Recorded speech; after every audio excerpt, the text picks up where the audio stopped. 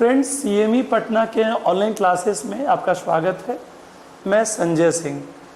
दोस्तों, अभी का जो लेक्चर है वो हिस्ट्री ऑप्शनल के स्टूडेंट्स के लिए है, जो कि अब व्यवस्थित रूप से हमारी क्लास चल रही है। तो इसका जो पहला सेगमेंट है वो एक ओवरऑल लेक्चर है, जो कि ऑर्गेनाइज्ड रूप से बहुत सारे बच्चे जुड़ चुके हैं और प्रोबेबली अगस्त महीना में मेंस की परीक्षा होने की संभावना है। नहीं, थोड़ा सा उसके बाद भी बढ़ सकता है, पर अभी समय लगभग 2 महीने पूरा है और इसमें अच्छे से हम लोग हिस्ट्री ऑप्शनल को तैयार कर सकते हैं। हिस्ट्री ऑप्शनल में आप सभी लोग पढ़ रहे होंगे, जिन लोग को 65 बीपीएससी मेंस दे रहा है। जो लोग 65 नहीं आगे 66 भी देंगे, वो भी हमारी क्लास के साथ जुड़ सकते हैं। प्रायोरिटी में हम लोग 65 के अनुसार से जो चीज़ें उसको टारगेट करके कंप्लीट करवाएंगे, पर साथ ही साथ 66 को भी कवर करवाएंगे। जैसा कि आप 64th के पेपर को दोस्तों देखेंगे तो इस बात को आप पाएंगे कि जो पेपर है, अब जो स्थिति ऐसी बन चुकी है कि क्वेश्चन ऐसा गेसवर्क नहीं आता है। उदाहरण के लिए पिछली बार चोल प्रशासन को रिपीट कर दिया गया। ऐसे ही वर्ल्ड हिस्ट्री में फ्रांस की क्रांति 63वीं में था, 64वीं में था, दोनों बार रिपीट कर दिया। लगभग 6-7 सवाल ऐसे थे जो रिपीटेड था। तो इसीलिए एकदम एग्जैक्टली कि यही आ रहा है या यह नहीं आ रहा है, यह कहना थोड़ा मुश्किल हो जाता है। बेहतर है कि आप किसी क्वेश्चन को गेस करने की जगह पर टॉपिक एज अ होल कर ले, जोन एज अ होल कर ले, तो आपका आराम से कवर हो जाएगा। तो हम दोस्तों एक बार, चूँकि बच्चे अपने समय के अनुसार से धीरे धीरे जुड़े हुए हैं, तो इसी के लिए हम ये मान के चलते हैं कि अब विधिवत रूप से बहुत सारे बच्चे जुड़ेंगे। जिनको इतिहास विषय से आगे एग्जाम देना है वो सभी लोग जुड़ सकते हैं, क्योंकि अभी कोई 66 के लिए हिस्ट्री ऑप्शनल के लिए फिर अलग से कोई क्लास अभी नहीं चलेगी। जब वो पीटी उटी हो जाए उसके बाद चलेगी। आप इसमें जुड़ सकते हैं, बाद में आपको उसमें भी एंट्री का दोस्तों मौका रहेगा। सबसे पहली बात, कुछ बातें पीछे की हैं जिसको शॉर्ट में रिकॉल करते हुए हम लोग आज आगे बढ़ेंगे। और आज एक बड़ा इंपॉर्टेंट चीज़ रहेगा। हमारे स्टूडेंट थे जो जुड़े हुए, कृष्ण कुमार जी, तो उन्होंने अपना आरटीआई से कॉपी निकलवाया है। उनके 201 नंबर दोस्तों आए हैं उनका। ऐसे ही 1-2 और बच्चे हैं जो दिल्ली से जुड़े रहे हैं, जिनका 197 मार्क्स था, और जिनका 223 मार्क्स आया था। वो भी एमपी में जिस कॉलेज से पढ़े हुए हैं, उनके जो सीनियर थे वो मेरे स्टूडेंट रहे हैं, आशुतोष पांडे, जो भी हिस्ट्री ऑप्शनल में कॉपी चेक करने में भी काम करते हैं।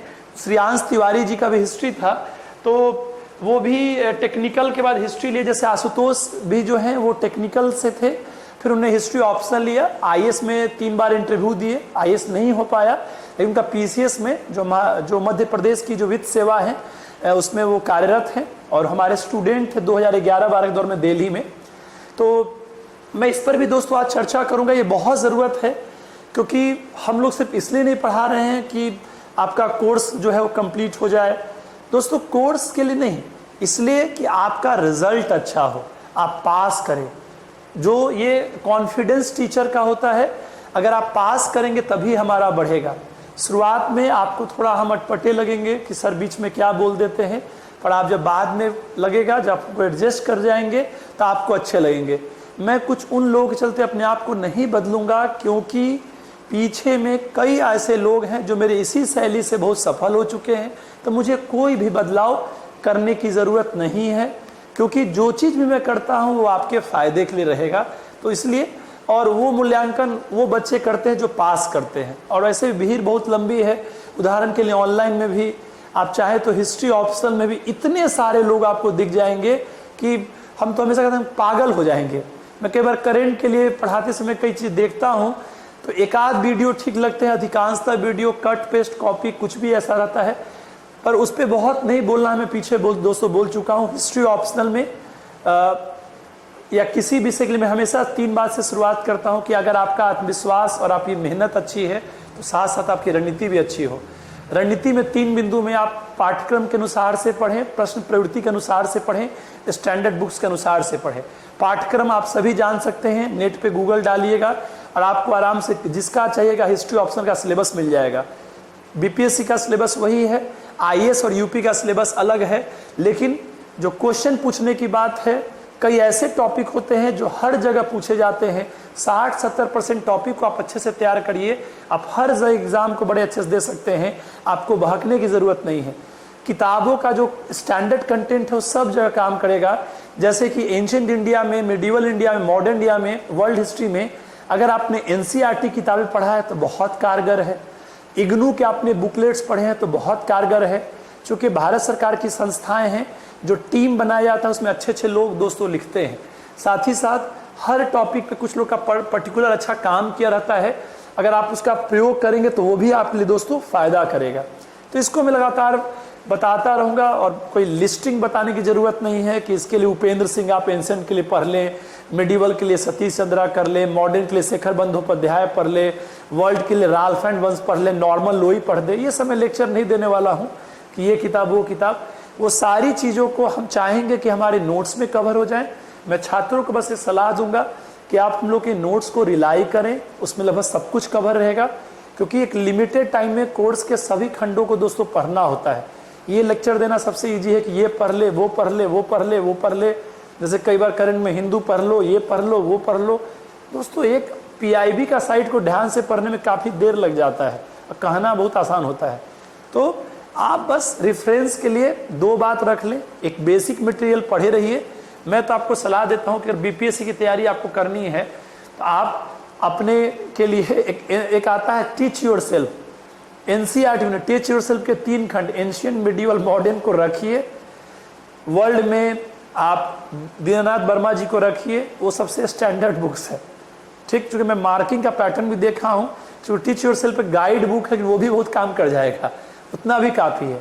ऐसे स्टैंडर्ड बुक्स में NCERT, इग्नू, प्राचीन काल में हिंदी मीडियम में जहाज श्रीमाली, इंग्लिश मीडियम में इग्नू, मेडिवल इंडिया में बिहार के संदर्भ में इम्तियाज अहमद, स्टैंडर्ड संदर्भ में सतीश चंद्रा वाली किताब, और भी कई किताबें ड्यू में SC वर्मा पढ़े थे।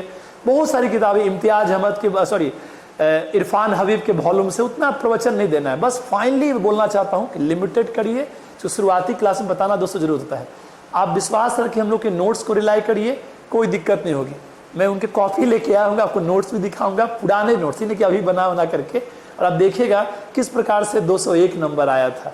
और ऐसे ही GS में 209 नंबर आया था। आज ही फ़ोन किए थे, दानिश असलम जी हैं, उनको 60 से 62 में 209 आया था GS पेपर 1 में।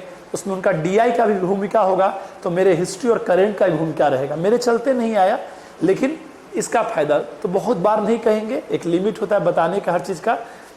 और ऐसे भी यूट्यूब के लिए नहीं बनाना, अपने बच्चों के लिए बनाना, इसलिए हम सब बताते रहेंगे। तो यहाँ पर दोस्तों सबसे पहले हम शुरुआत करेंगे हिस्ट्री के बारे में।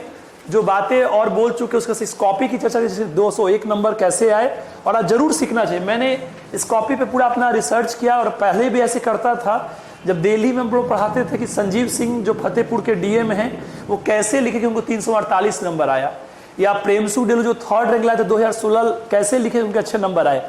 ये सब चीज़ सीखने से ही आदमी अच्छा बनता है। दोस्तों मैं ये बातें इसलिए बोलता हूँ कि पढ़ाने के लिए कोई पढ़ा दे, लेकिन जो टीचर को अगर अच्छे बच्चों का उनको पढ़ाने का मौका मिलता है, हम लोग भी ऐसे सौभाग्यशाली रहते हैं, हमारे पास अच्छे बच्चे मिले तो हम राइज करते हैं। हमारी सफलता कोई ऐसी नहीं कोई हम लोग कोई डॉन है। अब हम बस हाँ थोड़ा सा मैं मजाक में डांटता हूँ बच्चों, नए बच्चों को, लेकिन उसको सिखाता भी हूँ। तो आप इस बात को पाएंगे कि कैसे पढ़ा जाए। तो यहाँ पर मैंने कई बातों को देखा है। तो हिस्ट्री में मैं आप सबको बता दूँ 300 नंबर की परीक्षा है, 6 क्वेश्चन लिखने पड़ते हैं, 50-50 अंक के होते हैं, सबमें 30-30 मिनट दोस्तों आपको मिलता है। अब यहाँ पर इस बात को आप पाएंगे कि 30 मिनट में आप क्या क्या लिख सकते हैं, वही आपकी कला है। जैसे कोई कृष्णा जी की मैंने राइटिंग देखी, लगभग पहला क्वेश्चन में थोड़ा ये ज़्यादा लिख गए थे, 6.5 पेज के आसपास में, लेकिन सभी क्वेश्चन इन्होंने 5-5 पेजेस में लिखा है। और राइटिंग खुला सा राइटिंग है, ये मैं आपको ऐप में डाल दूंगा कि कैसे ये लिखे हैं। 201 नंबर आया था बिहार में, 6 DSP में इस बार इनका भी मिला। हमारे स्टूडेंट रहे आप। अभी शिवहर में पिछली बार इनको RO मिला था, तो शिवहर में पोस्टेड हैं, उसी RO का वाला जॉब कर रहे हैं। फिर जब लॉकडाउन के बाद ट्रेनिंग होगा तो DSP में जाएंगे। और इसके अलावा मृत्युंजय भी पास किए थे जो दिल्ली में है, UPSC भी तैयारी करते हैं वो। तो उन सबसे मैंने बात की और कुछ मैंने दोस्तों निष्कर्ष निकाला है और उसी आधार पे बताने के पड़े। कुछ तो एक पॉइंट है यार जो एक कन्फ्यूजन चलता है, मैं एक चीज़ डाला भी हूँ कि how to write a good answer, जो मैंने सब बच्चों के लिए डाला है, 3 पेज का है। आप ऐप्स में भी देख सकते हैं, जो नोट्स है मौर्य कला, उसमें लिखा हुआ है पीछे में एक अच्छा उत्तर कैसे लिखे, 3 पेज का। तो इसमें एक बात पे बड़ा विवाद होता है कि अंडरलाइन करें कि नहीं करें। दोस्तों मैं इसमें कहता हूं कि ज़्यादा नहीं अंडरलाइन करें, पर जो टॉपिक का जो हेडिंग देते हैं वो दोस्तों आप कर सकते हैं। ये ऐसा इसलिए हुआ था कि 1-2 बार ऐसा लिख के छोड़ा गया, चालाकी भरा। जैसे कुछ बार, कई बार बीपीएससी के पहले 48वीं से पहले की बात है शायद, कि किसी ने कुछ सिंबल छोड़े थे और बाद में उस कॉपी को गलत, कुछ मूल्यांकन में कुछ अनियमितताएं बढ़ती गई थी, तो बोला दिया गया कि आप पेज नहीं छोड़ेंगे जहां एंडिंग करेंगे। जैसे इसी कॉपी में ऐसा पाया जाएगा कि जहां पर भी खाली पेजेस हैं तो वहां के बाद से मोहर दोस्तों मार दिया था, और काटने की जरूरत पड़ती है कि आप खाली पेज ना छोड़ें ताकि इसका बाद में मिसयूज ना हो सके दोस्तों। तो ये चीज़ ऐसे करने की बात चली है। तो ये चीज़ों में दूसरी बात है कि अंडरलाइन ना करें। तो इसी कॉपी को आप देख सकते हैं, पहला इन्होंने क्वेश्चन लिखा है सिंधु घाटी सभ्यता। मैं स्पष्ट कर दूं, 63वीं का जब दोस्तों पेपर देखेगा तो 63वीं के पेपर का ये कॉपी है। 63वीं में इनका है डीएसपी मिला, 6 डीएसपी का पथस में 1 डीएसपी। इन्होंने क्वेश्चन लिखे हैं सिंधु घाटी सभ्यता वाला इन्होंने क्वेश्चन लिखा पहला नंबर पे। दूसरा में उन्होंने लिखा चोल शासकों के बारे में, एकदम क्रम से लिखे हैं। ये भी एक अच्छी शैली है, क्रम से लिखना, ये नहीं कि यहाँ लिखे फिर जम के वहाँ चले गए। पहला इन्होंने सिंधु घाटी सभ्यता लिखा, जिसमें इनको अंक आए हैं 34 अंक दोस्तों। 34 अंक लगभग हो गया आपको 70% के आसपास, बहुत बड़ी बात है। 68% नंबर दोस्तों हो गया, 50 नंबर में 34 नंबर 68%, बहुत बड़ा। 68, 66 जो भी बहुत बड़ा, मतलब अगर 35 नंबर के आसपास बहुत अच्छी मार्किंग है। आप खुद सोचिए, अगर आपको 34-35 सब में मिल जाए तो 5 छक्का 30, 30 छक्के से 210 नंबर हो जाएंगे। ऐसे ही जो जिनका 223 नंबर आया होगा उनके जरूर किसी में 36-37 भी आ गया होता नंबर दोस्तों, और 223 नंबर दोस्तों आया इतिहास के विषय में। ऐसे ही जीएस में भी मैंने कई कॉपियां पता चला है कि 31 नंबर तक आए हैं दोस्तों, 38 में 31, बहुत अच्छे मार्क्स हैं। और एक तो मुझे बताया कि शायद 32 तक भी गया है, पर 31 मुझे एक लड़के ने बताया। जो भी हो, नंबर आते हैं दोस्तों, आप अच्छा लिखें।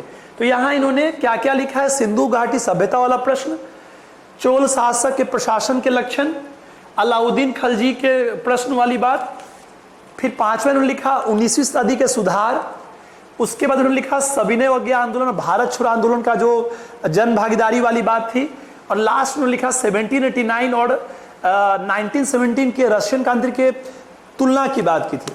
दोस्तों आप लोग के लिए कुछ नयापन रहता है, हम लोग ऐसा कई कॉपी देखते रहे, खुद भी डीयू में देखे, जेएनयू में देखे, 2008 से लगातार कई लड़के हमारे से जो अच्छा किए उनकी कॉपी देखे, और ये मुझे फायदा भी मिलता है अच्छे लोग को देखने का। उसके ही आधार पर मुझे लगा कि जो मैंने लिख करके दिया कि how to good answer writing, वो बहुत कारगर दोस्तों लगा। इसके मैं डिटेल नहीं बताऊं, बस इंट्रोडक्टरी बात बोल रहा हूँ, पढ़ाने का काम करूंगा। वो सारे चीज, एक चीज में मुझे डाउट खुद होता था, पर प्रत्यक्ष को प्रमाण की आवश्यकता नहीं है कि अंडरलाइन नहीं करना है। यहाँ पे आप देख सकते हैं इन्होंने ये कॉपी भी मैं ऐप पे बाद में डलवाऊंगा। अब कब डलवाऊंगा ये मैं डिसाइड करूंगा, कोई लड़का यूट्यूब से नहीं डिसाइड कर सकता हमको, और यूट्यूब के लिए नहीं क्लास चल रही है। यहाँ पर इन्होंने देखिए, यहाँ पर भी अंडरलाइन किया है, यहाँ पे भी अंडरलाइन किया है, जहां जहां इन्होंने हेडिंग बनाया सब जगह अंडरलाइन किया है। और ये पहली कॉपी नहीं है, समय कई कॉपी जानता हूं लोग अंडरलाइन करते हैं। हाँ, अब हर जगह जरूरत अंडरलाइन की जरूरत भी नहीं पड़ती है, आप हेडिंग को बना सकते हैं, और आप नहीं बनाना चाहते तो भी ना बनाएं। एक बच्चे ने मुझसे कहा कि सर मैप बनाने पे भी रोक है, हमने कहा दम नहीं बनाइए। जो वास्तव में अब देखिए, इन्होंने शुरुआत में देखिए यहाँ पे मैप बनाया है सिंधु घाटी के सभ्यता के विस्तार के लिए, यहाँ इन्होंने नगर नियोजन के लिए मैप बनाया है, और ये सारे अनुभवों को देखने के लिए मैं इनका जो निष्कर्ष निकाला हूं उसमें क्या क्या बातें मैंने पाया, अंडरलाइन कर सकते हैं। दूसरी, इनके सारे जगह की कुछ खास विशेषता है कि जब भी इन्होंने भूमिका लिखा है तो सीधे प्रश्न से शुरू किया। मैं अक्सर, मैंने इसमें भी बताया था जो 2-3 पेज की how to good answer writing में, कि भूमिका सीधे प्रश्न के अनुसार से दोस्तों होना चाहिए। इन्होंने सारे भूमिकाएं सीधे प्रश्न के अनुसार से किया। जैसे क्वेश्चन पूछा है कि सिंधु घाटी की नगरीय सभ्यता के लक्षण, तो सीधे इन्होंने बताया है कि सिंधु घाटी नगरीय सभ्यता के लक्षण बड़ा उल्लेखनीय है और संसार की विभिन्न नगरीय सभ्यताओं में ये सबसे विशिष्ट है। तो तुलना इन्होंने कर दिया, चीज़ों को क्रिएटिव बनाया है, इसका इनको फायदा मिला है। तो आप इस बात को याद रखेंगे कि अगर टू दी पॉइंट लिखेंगे तो आपके अंक दोस्तों ज़्यादा आएंगे, ये बहुत बड़ी बात होती है दोस्तों। वैसे ही इन्होंने चोल प्रशासन के लक्षण थे, तो इन्होंने सीधे स्टार्ट किया कि चोल प्रशासन के निम्नलिखित लक्षण है और स्थानीयता और केंद्रीयता का समन्वय की बात दिखाई पड़ती है। फिर उन्होंने अलाउद्दीन के सुधारों का भी शुरुआत टू दी पॉइंट किया, ये महत्वपूर्ण बात है। सुधारकों के विचार को टू दी पॉइंट, मतलब सारे, और यही बात मैंने लिखा भी है अपने how to good answer writing में कि भूमिका की शुरुआत सीधे प्रश्न से शुरुआत दोस्तों करनी चाहिए। मैं लास्ट में बताऊंगा भी, इसकी बहुत ज़रूरी है। उसके जस्ट बाद से जैसे एक क्वेश्चन इंटरेस्टिंग था कि फ्रांसीसी क्रांति और रूस की क्रांति के कारण परिणाम की तुलना करें, तो यहाँ भी उन्होंने बहुत समझदारी से क्या किया है, ऊपर में लिख दिया कि फ्रांसीसी क्रांति 1789 और रूस की क्रांति 1917 के कारणों और परिणामों को विभिन्न बिंदुओं पर तुलना किया जा सकता है। फिर समानता के तत्व कारण के स्तर पे, परिणाम के स्तर पे, विषमता के तत्व कारण के स्तर पे, परिणाम के स्तर पे, एकदम टू दी पॉइंट टॉपिक दे करके, और नंबर भी पाए हैं वैसे ही 34-35 नंबर तक पाना बहुत बड़ी बात है। इनके अंक आए हैं दोस्तों, इनके अंक आए हैं 34, 32, 34, 35, 34, 32, दो में 32 हैं क्योंकि वहां पर कुछ पॉइंट्स को उन्होंने कम लिखे हैं, और फिर नॉर्मली समय 34-35 नंबर है, बहुत बड़ी बात है। 201 नंबर आना 300 में बहुत अच्छे दोस्तों अंक है। तो ये, और इनके डीएसपी की सफलता में बहुत बड़ा मार्क्स रहा। तो ये ऐसे ही मैंने एक दो और कॉपियों का जो आरटीआई से निकाला गया मैंने उनको देखा, चूंकि हिस्ट्री ऑप्शनल क्लास चली इसलिए मैंने बताया। यही बात मैंने जीएस में ही पाया है कि कैसे अच्छे अंक आते हैं, और यही बात का प्रयोग आपको अच्छे शिक्षकों से मिलेगा जिसका प्लीज प्रयोग किया करें, और जो पढ़ाएंगे उसका प्रयोग रहेगा। दोस्तों यही सब चीज़ों के आधार पर एक चर्चा है कि अच्छा उत्तर कैसे लिखें। इसमें मैंने बार बार कहा है कि हमारी जो आंसर राइटिंग, हाँ मैं घोषणा थोड़ा सा डिले जानबूझ के कर रहा था ताकि फ्लो बन जाए। इस सप्ताह से क्लासेस बहुत गति पकड़ लेनी चाहिए, और सैटरडे से हम लोग का क्वेश्चन पेपर बन गया है। मोविशाला ऐप के थ्रू 3 आवर्स वाला मेंस टेस्ट शुरू हो जाएगा दोस्तों। पेपर बन गया है, पेपर टाइप भी हो गया है। आपको सैटरडे को एक पर्टिकुलर टाइम में उसको डाला जाएगा, उसका भी नोटिस भी आपको आएगा ऐप पर भी थ्रू भी। फिलहाल यहाँ पर how to write a good answer मैं इसलिए भी चर्चा कर रहा हूँ कि बहुत ज़रूरत है कैसे अच्छा उत्तर लिखें। इसको रटने के लिए 3 पेज में इसका प्रयोग करिएगा दोस्तों। मैं फिर से कह रहा हूँ कि ये कोई किसी किताब से नहीं, ये कोई संजय सिंह की देन नहीं है दोस्तों। ये हम लोग जो सब बच्चों से दोस्तों सीखते हैं उसके चलते हैं। कई बार लोगों को लगेगा कि सर अपने बड़ाई में बल्लर को नाम लेते हैं, बड़ाई में नहीं दोस्तों, ये हमारी मजबूरी है आज के दौर में, क्योंकि बहुत सारा मतलब घबरा से जाते हैं। यहाँ तक इतना घबराते हैं कि YouTube को एकदम 100% जल्दी ही बंद करेंगे, कुछ कुछ लेक्चर डालेंगे और उसमें भी जो कमेंट सेक्शन को बंद कर देंगे। पीछे ही बहुत मेहनत से बताए थे एक टॉपिक को, और उसमें सिर्फ पढ़ाए थे बहुत दिल से, उसमें भी किसी ने इतने गंदे गंदे कमेंट लिखे कि आज तक आपका पीटी नहीं हुआ है, कुछ भी नहीं हुआ है। दोस्तों मैं ज़्यादा नहीं बोलूँगा, आप 2018 में भी मुझे प्रोफेसर का परीक्षा होगा, उसमें भी क्या था मैं बोलना नहीं चाहूँगा, और कितने बार मेरे खुद के होते थे प्रीलिम्स के स्तर पे और कुछ बार मेंस के स्तर पे। टीचर पे ऐसी सी बातें नहीं बोलनी चाहिए, और मैं बहुत करारा जवाब देने वाला आदमी हूँ, इसलिए मैं रिप्लाई को बंद करूँगा और यूट्यूब पे बहुत कम वीडियो डालूंगा। और उन बच्चों को आपको ऐप के अलावा कोई ऑप्शन नहीं बचे, बोले सर उससे कुछ नहीं होता है, आप आराम से शॉर्टकट में फ्री फंड वीडियो मिलता है, जितना मन हो देखिएगा। क्योंकि हम लोग को फ्री फंड की आवश्यकता नहीं है। मैं चाह रहा था कि बच्चों के हित में कई वीडियो डाल दिया करूं, लेकिन इतने गंदे गंदे कमेंट करते हैं। 12-13 साल से दोस्तों पढ़ा रहे हैं, शैली अलग हो सकती है, सर बीच में बोलते हो, मैं बस इंस्पायर्ड करने के लिए बोलता हूँ, लेकिन आप मेरे उस शैली में आप आइएगा तो लॉन्ग टर्म बड़ा फायदा। वो भी शुरू में दोस्तों बोलता हूँ जब क्लास की, ताकि आपका स्टाइल बने कि हाउ टू स्टडी। और प्रमाण अब नहीं मिलना चाहिए, बहुत मेहनत से पढ़ाता हूँ, कमियां जरूर होंगी, बहुत सारी कमियां हैं, तो इसी के लिए उन बच्चों के चलते यूट्यूब पे बहुत कम डालेंगे, और वो जरूरत पड़ा तो वो भी डालना बंद कर देंगे, पर हाँ कुछ डालेंगे ताकि कुछ बच्चे जेन्युइन उनको फायदा मिल सके। फिलहाल मैं कुछ मिनट बचा है, जो जनरल सी बात है, जो मैं फिर प्रॉपर क्लास शुरू करूंगा जो ऐप पर आएगा और कहीं नहीं आएगा। यहाँ पर दोस्तों उत्तर लेखन के बारे में मैंने 3 पेज का दिया है, जिसको मैं आंसर राइटिंग के साथ चर्चा करूंगा। पर चूंकि अभी उसी पर बात मेरी हो रही थी, जो थोड़ा सा बता दूं, हर बच्चों को फायदा रहेगा। मैं इसको बिंदुवार बताया हूं। सबसे पहले बताया है कि मुख्य परीक्षा में सफलता सिर्फ अध्ययन एवं ज्ञान नहीं है, बल्कि प्रामाणिक अध्ययन और उनका परीक्षा उपयोगी प्रदर्शन है। यह चीज लिखा हुआ आपको मिल जाएगा, ऐप पर जाइएगा, नोट्स कॉलम में, तो मौर्य काल का जो मेंस में नोट्स, उसमें लास्ट में 3 पेज लिखा हुआ है how to write a good answer, वहां मिल जाएगा। प्रामाणिक अध्ययन मतलब वो चीज पढ़े जो स्टैंडर्ड हो। अब वो स्टैंडर्ड क्या होता है उसके बारे में ही बोलूंगा मैं, कि हिस्ट्री जो कंटेंट है हम लोग का, वो अच्छी किताबों आधारित है। पॉलिटी में जो कंटेंट है वो डीडी बसु या लक्ष्मीकांत उसके आधारित है। तो ये प्रामाणिक अध्ययन। और परीक्षा उपयोगी प्रदर्शन मतलब कि तथ्यों को आप बांट करके रखिए, सिनॉप्सिस बना के रखिए, जो आप एग्जाम के समय उसको उतना लिख सकते हो। तो सब कुछ दोस्तों आप नहीं लिख सकते हैं। तो ये बातें तब आपको पता चली जब आप आंसर राइटिंग जब मैं आपको करवाऊंगा, तो इन सुझावों को फॉलो अप सिखाऊंगा कि इस प्रश्न में ये मैप हो सकता था, यहां पर आप ये आरेख बना सकते थे। जैसे देखिए कृष्णा जी ने क्या किया कि पहला ही आंसर में उन्होंने इतना अच्छा मैप बना के बता दिया है, तो इसका उसको फायदा दोस्तों मिलता है। तो वैसे ही आगे हमने बताया है कि मुख्य परीक्षा आपके प्रशासकीय गुणों की जांच भी है। कहीं पूछता है कि इसको आप किस रूप में समझते हैं, तो आप बताइए कि पक्ष क्या है, विपक्ष क्या है, और लास्ट में किस प्रकार से सरकार को बचाते हुए उत्तर लिखिए। सरकार की आलोचनाएं करिए, पर दृष्टिकोण लास्ट में सकारात्मक दोस्तों होना चाहिए। तो ये बात मैंने लिखा है कि मुख्य परीक्षा प्रशासकीय गुणों की समझ का भी मूल्यांकन है दोस्तों।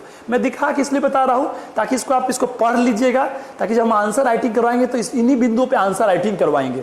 फिर मैंने बताया कि परीक्षा भवन में क्या करना चाहिए, तो 4 बिंदु मैंने बताया है। सबसे पहले प्रश्नों का चुनाव करिए, आप कौन कौन से प्रश्न लिख रहे हैं। दूसरा, आप इस बात को रखिए कि किस क्रम में लिख रहे हैं। अगर आपको आराम से 4 आ रहा है या 5 आ रहा है या 6 आ रहा है तो उसी क्रम में लिख दीजिए। आराम से नहीं आ रहा है तो उसका एक तरीका क्या है कि पहला सबसे बढ़िया हो, दूसरा तीसरा उसके बाद हो, चौथा या 5वां पे थोड़ा कमजोर प्रश्न को डाल दे, और आखिर में फिर समय भी बचाए और अच्छा लिखे। एक साइकोलॉजी होती है कि शुरू का 6 में शुरू का 2-3 बहुत अच्छा लिखिए, बीच में एवरेज डाल दीजिए, लास्ट का फिर अच्छा लिख दीजिए, तो फायदा होगा। अब ये क्यों है इस पे मैं चर्चा बाद में करूंगा। आइए उसी में आइए, समय का भी निर्धारण करना जरूरी है। शुरू में ज्यादा समय बांट दीजिए, बीच में थोड़ा सा कम, और आखिर में समय बचाए रखिए। लाइन भी बना लीजिए, 1 मिनट में आप 2 लाइन लिख सकते हैं। ये सब सुझाव दोस्तों इसमें दिया हुआ है, जिसको आप पढ़ सकते हैं ऐप में, मौर्य कला नोट्स के लास्ट पेज में दिया हुआ है। आइए उसके बाद से मैंने बताया है कि वर्तमान में रटे रटाए उत्तर ना लिखें, एक कूल ब्रेक हिट फॉर्मूला का प्रयोग करें। अब कहिए सर ये वहां से कॉपी किया, मैं फिर से बोल रहा हूं मेरा कॉपी नहीं है। 2014 में भरत जी राम का इंटरव्यू छपा था, जो मेरे स्टूडेंट हैं गया में नगर नियोजन ये जिला नियोजन पदाधिकारी हैं, उन्होंने लिखा था। बाद में कई लोगों ने मेरा कॉपी किया, उस पर मैं कोई चर्चा नहीं करूंगा क्योंकि इसमें मुझे गुस्सा नहीं होना है। तो कूल ब्रेक हिट मेरा फॉर्मूला क्या, किसी प्रश्न को शांत से रखिए, फिर प्रश्न को तोड़िए, फिर हिट करिए। तो मेरे भी बहुत सारे स्टूडेंट भी पढ़ाने लगे हैं, मेरा उस पर कोई ऑब्जेक्शन नहीं है, सब पढ़ाएं, पर हाँ कॉपी पे मुझे गुस्सा बढ़ता है। तो ये कूल ब्रेक हिट फॉर्मूला अभी का नहीं है, ये हम दिल्ली से बोलते दोस्तों आ रहे हैं, और 2014 के क्रॉनिकल में छपा भी था। संभवतः जब भरत जी राम का इंटरव्यू छपा था, जो बीपीएससी में सफल हुए थे, जो भी गया में पोस्टेड है। तो मेरा अपना है, क्योंकि अब बोलना पड़ता है ऑनलाइन के चक्कर में। आइए दोस्तों इसी में जो प्रश्न लिखेंगे, अगर हिस्ट्री है तो 30 मिनट है, तो आप 28 मिनट का टारगेट करिए, 2 मिनट सोचने पे लगाइए। आइए उत्तर के प्रारूप के 3 भाग होते हैं, ये भी लिखा हुआ है, प्रारंभ, विस्तार और अंत। अब प्रारंभ कैसे अच्छा करें, बहुत बच्चों की समस्याएं हैं। जब मैं प्रश्न करवाऊंगा तो खूब सिखाऊंगा कैसे शुरुआत, फिर भी कुछ फॉर्मूले दिए गए हैं। सीधे प्रश्न से शुरुआत करना, प्रश्न के मांग के अनुसार से सबसे महत्वपूर्ण पॉइंट्स को जरूर शुरुआत में लिख देना। हिस्ट्री का अगर उत्तर है तो साक्ष्यों की बात करना। देखिए कृष्णा जी ने भी कई जगह साक्ष्यों की बात की है। चोल प्रशासन ने दूसरा लाइन लिखा है कि चोल प्रशासन की जानकारी पारंतक प्रथम के उत्तर मेरूर अभिलेख से दोस्तों मिलता है। तो ये सब चीजें हम लोग के नोट्स में रहती हैं, और कृष्णा जी ने बहुत शांति प्रियता से उसका इस्तेमाल भी किया है, क्योंकि वो राइटिंग प्रैक्टिस बहुत किया करते थे। बीच में बीपीएससी में असिस्टेंट में भी जॉब करते थे और मेहनत लगातार करते थे। उन्हीं की कहानी है कि वो कांस्टेबल से शुरुआत कर रहे थे, कांस्टेबल के फिजिकल में नहीं गए और आज डीएसपी बन गए। तो वैसे ही संघर्ष की बात होती है। आप जब पढ़ेंगे तो जरूर अच्छा बनेंगे, आपकी भी चर्चा दोस्तों होगी। आज उनके कॉपी के बारे में बोलने की बात आ रही, इसलिए चूंकि अभी ये मेरे पास कॉपी उनका मिला, उन्होंने 2 दिन पहले व्हाट्सएप किया था, तो हम बोले चलो बच्चों को कुछ हेल्प मिल जाए। उसके बाद से इसी में आप आगे आ जाएंगे विस्तार में जो प्रश्न के जितने पक्ष होते हैं, राजनीतिक है तो राजनीतिक पूरा लिख दीजिए कि क्या नेतृत्व के स्तर पे मंत्री परिषद, प्रशासन के विभिन्न अंग, सेना, न्याय, राजस्व, अगर समाज है तो समाज का विभाजन, महिला स्थिति, भोजन वस्त्र मनोरंजन, अर्थव्यवस्था है तो कृषि उद्योग व्यापार, जितने पक्ष मांग रहा है सब लिखिए। फिर आप क्या करिए, उसको अन्य पक्षों से तुलना करिए। अगर हिस्ट्री है तो पीछे के टॉपिक से तुलना करिए, अगर संभव हो सके तो किसी और के समाज से थोड़ा तुलना कर दीजिए, तो वो बेहतर जाएगा। साथ साथ उसको स्रोत से पुष्टि करिए कि ये कौटिल्य के अनुसार से है, ये मेगास्थनीज के अनुसार से, तो बेहतर अंक आएगा। मैं बताऊंगा दोस्तों आगे। आइए उसका से अंत में सीधे निष्कर्ष से पहले अगर संभव हो तो एक पैरा समीक्षात्मक भी लिख सकते हैं। मैंने आपको एक वीडियो बताया भी है कि कैसे जब सामान्य वर्णन आता है तो सारी बातों को लिखे, और जब आता है आलोचनात्मक परीक्षण तो आप बातों को लिखने के अलावा उसका पक्ष विपक्ष दोनों लिखा करें और तब निष्कर्ष दीजिए। निष्कर्ष बैलेंस होना चाहिए। तो यहाँ पर समीक्षा जरूर लिखिए, उसमें तुलना कर सकते हैं, और अगर पक्ष विपक्ष पूछा है तो दोनों बात लिखिए, लास्ट में बैलेंस निष्कर्ष लिखिए। निष्कर्ष में ऊपर की बातों को सारांश देते हुए लिख सकते हैं, कोई पॉजिटिव एंड दे सकते हैं या भविष्य भी जोड़ सकते हैं। दोस्तों कई शैली है, या कोई कोटेशन भी कई बार लास्ट, शुरुआत भी कोटेशन से कर सकते हैं और कई बार लास्ट में कोटेशन का प्रयोग दोस्तों कर सकते हैं। तो एग्जामिनर नॉर्मली शुरुआत और अंत देखता रहता है। इसी प्रक्रिया में आएंगे उत्तर की सजावट। ये मैंने अलग से दोस्तों सेकंड पेज में बताया है, और देखिए कृष्णा जी ने क्या किया है, और ये कई बार उनके पुराने वीडियोस ऐप पर चेक करिए, जो इसी क्लास में जो बोर्ड दिख रहा है उसमें बोल रहे थे, जो कि मैं कॉपी निकलवाऊंगा, उन्होंने बात भी बोला था, आप चेक कर सकते हैं। मैं शायद टोपी उपी लगाए हुए, इधर अभिनव सर खड़े रहेंगे, उन्होंने बोला था कि मैं भूमिका के बाद अपना ब्रांचिंग करता था। देखिए दोस्तों यहाँ क्या लिखा हुआ है, जब भी भूमिका लिखे उसके बाद ब्रांचिंग कर दीजिए। इन्होंने देखिए क्या किया है, यही अंतर था, पहले भी मेंस दिए थे और इस बार 201 नंबर लाए और डीएसपी बने। इन्होंने भूमिका लिखा और यहाँ इन्होंने ब्रांचिंग किया। नेक्स्ट सवाल, इन्होंने भूमिका लिखा, यहाँ इन्होंने ब्रांचिंग किया। तो ये इन्होंने शैली अपनाई है और ये फायदा उठाया गया है। और मैं कहना चाहता हूं कि इस चीज को ध्यान से, और ये जो शैली है यह भी मुझे उस डीयू के, अभी मुझे वैभव जी याद आते हैं, मेरे दोस्त थे, हम लोग साथ में कोचिंग चलाते। अभी फैजाबाद के सिटी मजिस्ट्रेट हैं, 2nd रैंक लाए थे यूपी पीसीएस में, और हम लोग एक ही हॉस्टल में। तो वही बोलते कि सर हम तो भूमिका के बाद से ब्रांचिंग मारते हैं, और यही सलाह मैंने दिया था दोस्तों। और इसका प्रमाण ये नोट से हर क्वेश्चन में इस बात का प्रयोग किया है, और 201 मार्क्स बहुत अच्छा होता है। तो ये प्रत्यक्ष को प्रमाण की दोस्तों आवश्यकता नहीं होती है, ऐसे ये सब कुछ टेस्टेड फॉर्मूले हैं। फिर आइए, किसी बात को लिखना है तो ऐसे आरेख बना दीजिए। जैसे मान लीजिए कि जनसंख्या के चलते गरीबी है, तो जनसंख्या के चलते क्या हो गया, गरीबी। ठीक दोस्तों, कई बार गरीबी के चलते भी जनसंख्या वृद्धि, तो ऐसा आरेख बना सकते हैं कि इसका ये कारण है तो इसका परिणाम है, तो इस परिणाम का प्रयोग कर सकते हैं। जैसे जनसंख्या के चलते गरीबी, गरीबी से जनसंख्या।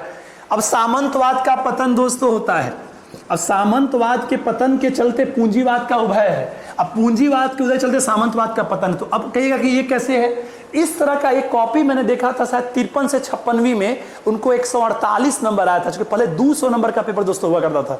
तो ये मैं सबको जितने सलाह दिए गए हैं, तीसरा मैंने इसी में सलाह दिया है मैप का प्रयोग, सांख्यिकी आरेखों का प्रयोग, कई और भी कैसे पैरा का शुरुआत करें, कैसे लिखे, छोटी से पैरे हों ताकि एग्जामिनर बोर्ड में, ये सारी बातें दी गई हैं। और लास्ट में लिखा हुआ है कुल मिलाकर के आप अकॉर्डिंग टू प्रश्न और एक संतुलित जो आप अपने एग्जामिनी है उसके रूप में देखें, और एग्जामिनर को एक प्रबुद्ध पाठक मान लीजिए, उसको बेहतर समझा कर लिखना है। मैंने लाइन भी लिखा है कि कुल मिलाकर स्वयं को एक संतुलित लेखक तथा परीक्षक को एक बौद्धिक पाठक मानकर सुव्यवस्थित लेखन करना चाहिए। दोस्तों ये एक थोड़ी सी एक हल्की सी चर्चा थी, इसको आप अच्छा उत्तर कैसे लिखे में कर सकते हैं। मूलतः इतिहास वालों के लिए था, कृष्णा जी कॉपी का था। ये कॉपी आगे जो बच्चे जुड़े रहेंगे उनको डाला भी जाएगा। ऐसे और भी कॉपियां हैं जिनके 197 मार्क्स आया है, जीएस में जिनके 209 नंबर आए, ऐसे कई सारा आपको मिलेगा जिसको आप दोस्तों प्रयोग में लाएंगे। हमारा बस उद्देश्य यह है कि आप सिर्फ नॉर्मल कोर्स के लिए ना पढ़े, बल्कि इस रूप में पढ़े कि आपके अच्छे अंक आए और आपकी भी आगे चर्चाएं हो सके। अगले खंड में मैं इतिहास ऑप्शनल में शुरुआत से एक एक टॉपिक वाइज में आगे बढ़ूंगा। अभी तक के लिए इतना है दोस्तों, धन्यवाद।